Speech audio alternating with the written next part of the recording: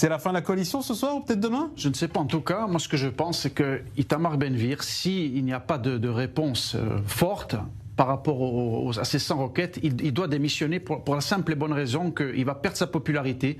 Il a déjà perdu. Hein.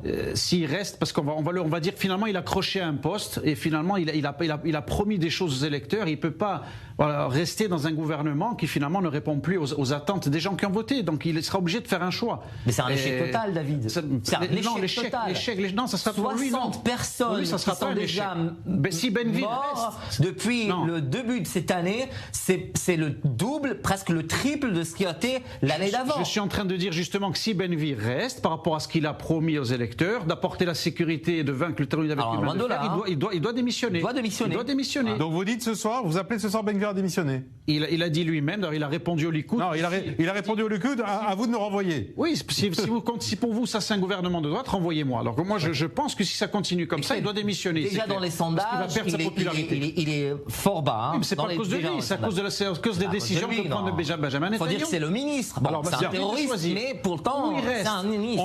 On verra ça évidemment demain. On verra évidemment demain les prochaines déclarations, si au fond ça va ramener une certaine accalmie et la coalition va être maintenue.